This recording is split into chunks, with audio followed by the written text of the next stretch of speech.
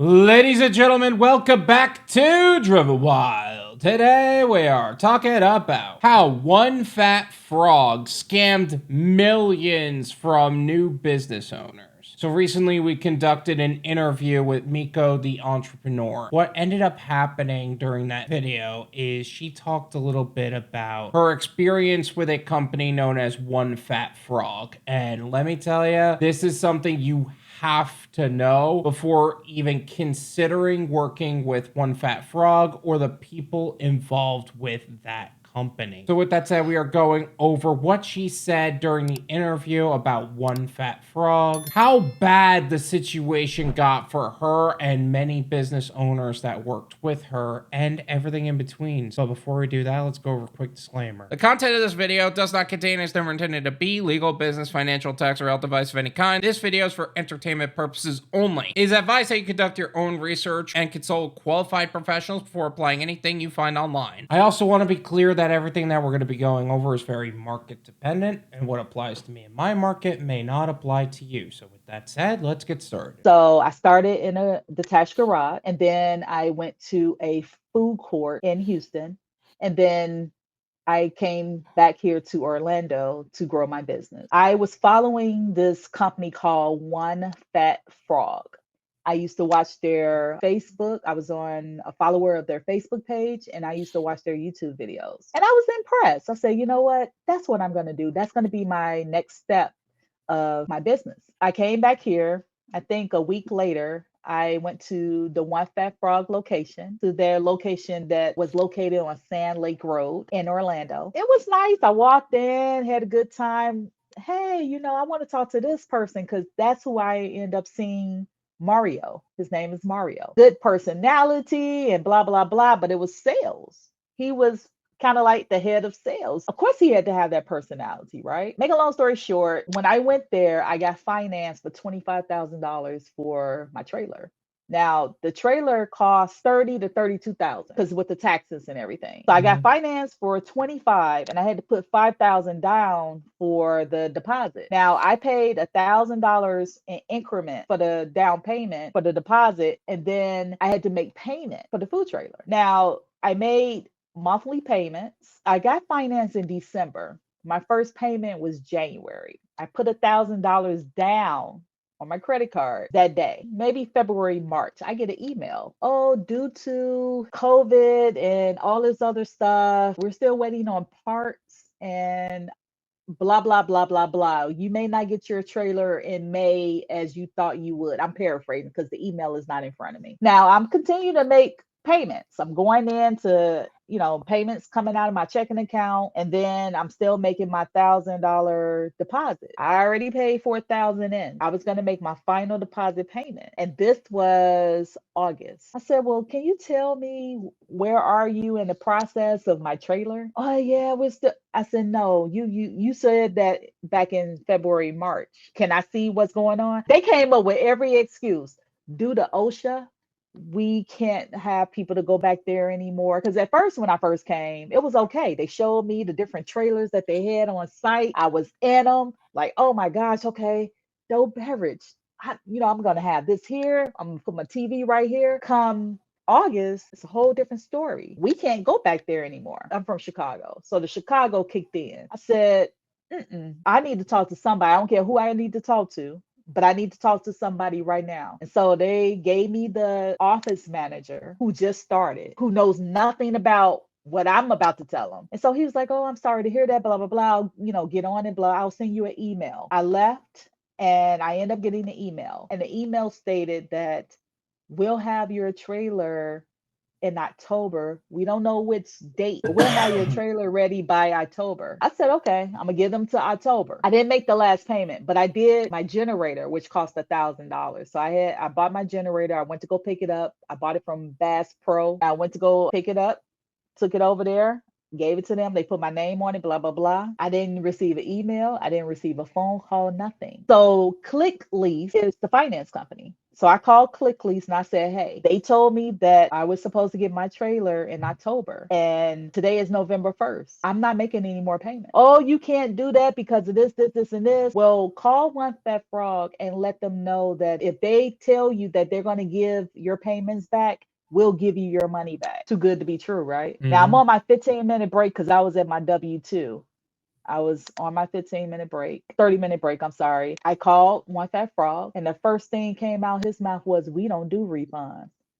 What are you talking about? We don't do refunds. Oh, you gonna give me my money now? The real Chicago person coming out of me. Oh no, you gonna give me my money? Hung up with him, called ClickLease back. They said they don't do refunds. If I can see them over the phone, I know she was like probably saying something, right? With this look on her face, like, wow, I didn't think she was gonna call. On my way home from work, I said, I don't know what I'm gonna do, Jesus, because I believe in Jesus. I have a relationship with God, and I'm trying to bring spirituality into this. But I said, I don't know what we gonna do, but you need to let me know. I got to get all my receipts together and all this. So I went to go see a lawyer. I went to two top lawyers here in Orlando. First thing they said, we only do injury. We don't do consumer protection. And I said, well, is it a lawyer that help out on consumer protections? They told me no, not in Florida. No one would take that case. You would never win. I said, Jesus, okay, this is my first time. I gave them, I'm out $13,000 total. I said, I don't know what I'm going to do. I've never been in this situation. So after those two lawyers didn't work, I went onto the Orange County website and I filed two lawsuits. I went in person and the fees are ridiculous. The rules need to change in Florida. Now, I know when I lived in Texas, small claims is up to $20,000 in Texas. Here in Orlando is 8,000. This is how this company been getting away. One Fat Frog, you will get yours. This is how this company been taking advantage of people all this damn time. Anything over $8,000 for small claims, you need a lawyer. No lawyer will help you in Florida because there's no lawyer that deal with small claims or consumer protection. That's how they were getting people. Just so happened, my payments were under $8,000. That's why I had to file for two lawsuits because the other, I filed $5,000, the $4,000 for my deposit and the 1,000 for the generator. So that was 5,000. But just so happened my payments that I made came under $8,000. So I didn't need a lawyer. I represented myself. I learned a lot from that too. That's probably why this customer and driver movement started, because now it's Mm-hmm. in me. So make a long story short, filed, it was online. So you had your first session online. Did they have their lawyers or whatever? He came, whatever. I said what I had to say. They said whatever they had to say. And then we had mediation for the second one. So mediation, he came and he filed a motion. And it was just really weird. The third part of the lawsuit, he didn't show up. He didn't show up. So I won. I won my all my payments, which equaled 79 something plus court fees. This is the kicker. They have up to 20 years to pay me my money back. The second lawsuit, I got up to the second part. These motherfuckers, and sorry for my language, yes, keep that in this interview.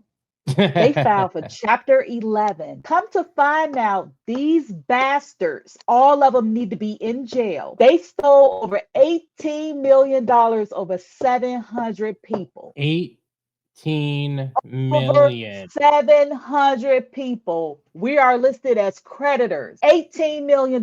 They've been getting away with it. Now, they had, prior to me coming here to file a lawsuit, they had lawsuit here, lawsuit there, but they swept it up on the rug. They dealt with it, whatever. When I came to file, I set it on fire. I started a movement. Everybody started filing. I thought I was coming here to grow my business, but my Lord and Savior said, it's not about you right now. We're going to expose these people. And that's what I did. The second lawsuit, it was paused because anytime you do Chapter 11, any business that go through Chapter 11, if you have lawsuits or credits given back, all that stops.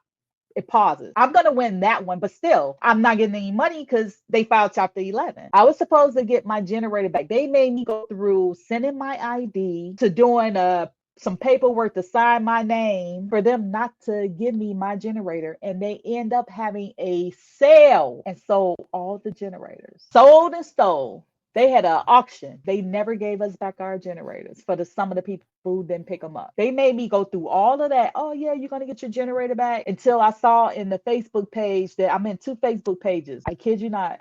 They had an auction and they sold them. We reached out to Governor DeSantis, Rick Scott, Senator Rick Scott, Marco Rubio, who now is about to become the Secretary of State. We reached out to Attorney General. We reached out to Maxwell Frost. Ashley Moody is the Attorney General. Now, out of all the people we reached out to via Twitter, email, and other social media, she was the only one who tried to do something. Tried to do something. It was the husband and wife business, supposedly. They got a divorce. The ex-husband created another business, food truck. Everything from her, put it over to the next business. So we try and take that business down too. Oh, we on it. We're on it. And he has other businesses that they funded. We're trying to knock them down one by one. The only two reasons why these people are not in jail: one, they're not black, and I hate to say that. And then two, they have ties with the government. They have ties with, I don't know if they gave to the campaigns. I don't know what it is, but they didn't do nothing. Now we blast them. I'm on an interview with Jeff Deal. If you go to Google or Chrome or any browser,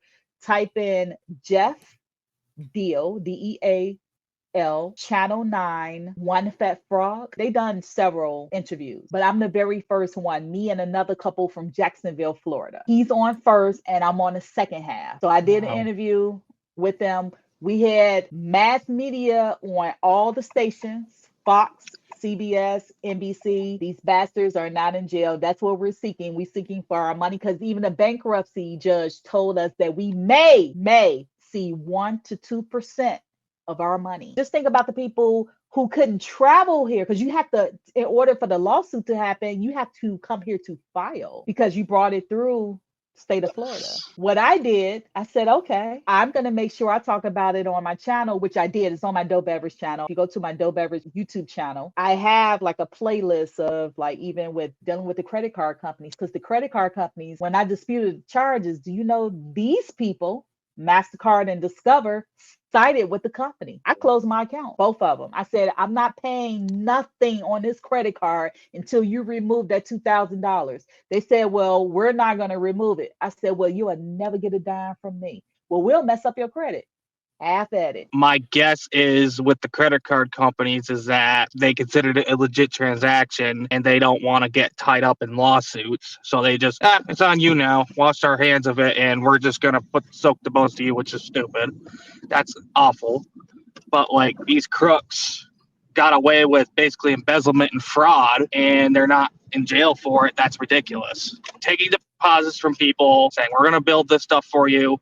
Then they took your full loan payment for the full price of what your food trailer you're supposed to get, and they scammed in the hundreds, if not thousands of people, because he said it was in the millions of dollars. That's absolutely insane that that person's not in jail right now. They should be sitting in jail for financial crimes. I mean, they should be sitting rotting with Bernie Madoff and those kind of people, people who did bad financial crimes. I don't know why, and I'm really sorry that all happened to you. That's an incredible story, though. No, I'm just really devastated because, it's still my dream to be a business owner, which I still say I am, right? Because I've been a business owner. My name, Mico the Entrepreneur, I'm actually going to become a sole prop for that starting next year. So I'm still considered a business owner because that's my brand too, as well. Mhm. But every time I think about it, I just get so emotional. If I'm out of 13,000, just think about the people who pay 50,000 cash. So they love those people. The ones who pay 50,000 cash up front or 25,000 cash up front. And you promise them, oh, in 6 weeks, we'll have your trailer. And then you got that cash, and then they keep calling you about, because they quit their job. A lot of these people, what they do, oh, I'm starting my dream. I'm gonna go ahead and retire. I'm gonna quit my job. I'm gonna put in my 2-week notice. And now they're back to square one. Now I'm just out of 13,000. But think about the people who pay way more than me. They have kids. They have a house. They don't know what they're gonna do. They never been in this situation before.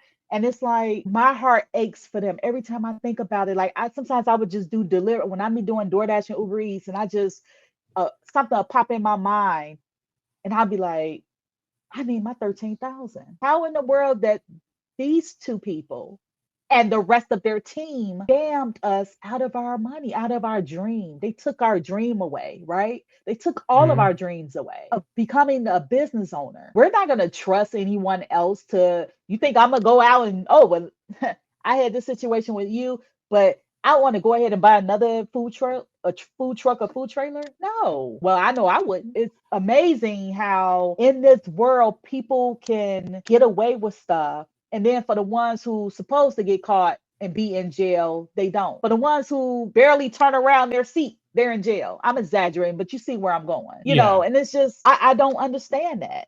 Like why these people are not in not jail, prison. I don't know what it's gonna take or what's gonna happen, but I know I believe in a higher being and I know I'm going to get my money back tenfold. How it's going to come back, I don't know. But I know I'm going to get my money back tenfold.